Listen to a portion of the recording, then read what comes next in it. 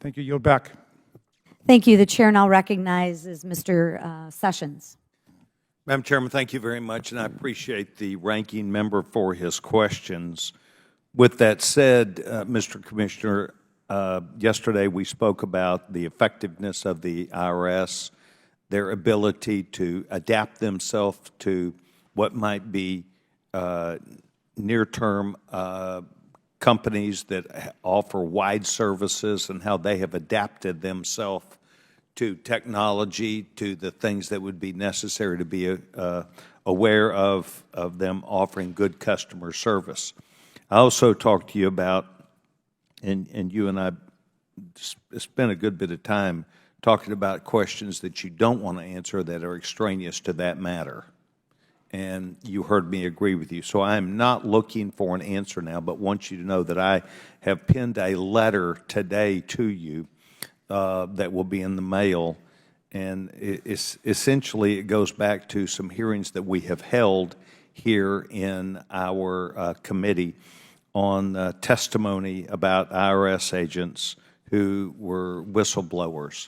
And they brought up information that they had faced retaliation.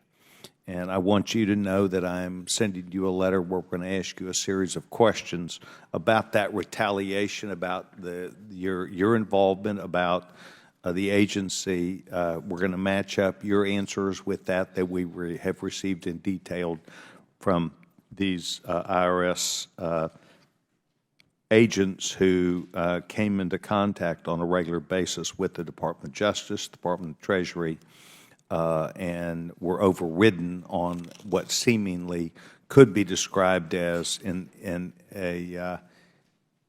perhaps an imperfect system, but they were held back, what we also see as political reasons. Next, recent court documents talk about how the IRS contractors have released information of a number of high-profile people, and we just want to make sure that you answer just as you have today about other things that are not going so well, about the steps that you have taken. A GAO will be interested in that. Others will be interested in that. And even things like 3 years ago, the New York Times ran a story about the release of data and information. And we have yet to hear back of specific information pertinent to that about any investigation you may have made. Commissioner, please know this, that we do have problems with the IRS, and we also know the IRS has their own problems of trying to stay up with people and to do things. But we believe that this new money that is coming there should also go directly to fix the problems of people who are honest taxpayers who are trying to get their work done, getting phone calls that come in, training that's necessary to where an answer would be given, to where you strongly identify people.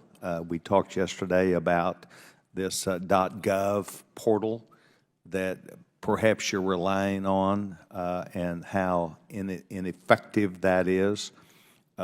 Billions of dollars, hundreds of billions of dollars that went out to people that probably should not have received them based upon data that you were counting on that's fraudulent about those individuals. So I want you to know that we believe that you are under the gun. We believe you do not have the adequate resources, that your computer systems are outdated. With that said, we're also concerned about the integrity of high-value people that you just spoke about. You spoke about the number of people making $5 million not paying taxes. Do you not find out till the end of the year that you're not getting a regular 941, that you're not receiving the information that you receive? Why is it that you cannot look at those people who are these high-value people and make some determination earlier? Well, we're trying to build the infrastructure to be able to do it more effectively. It's not one simple answer. The way in which taxes are evaded, sometimes they're set up in extremely complicated structures using offshore tax havens. Sometimes, as mentioned, it's overstating deductions. It comes in a variety of different forms. And what happened over the 12 years that predated the IRA is, due to budget cuts and lack of investment, we lost track.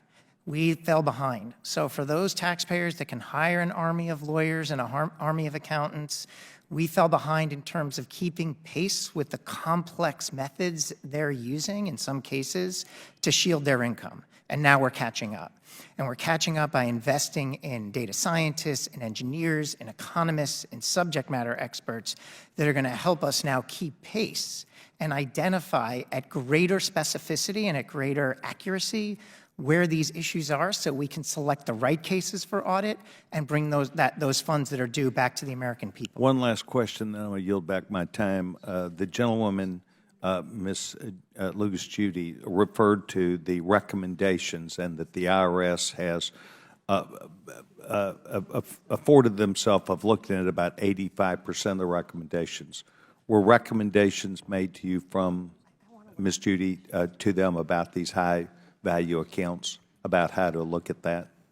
We've recently issued a report on the partnership audit program and made recommendations that IRS should improve its audit selection models and also make sure that it's defining large, complex partnerships and putting in place measures to assess the effectiveness of the audit program. And what was their response? I believe that they agreed with the recommendations. Thank you very much. I yield back my time, Chairwoman.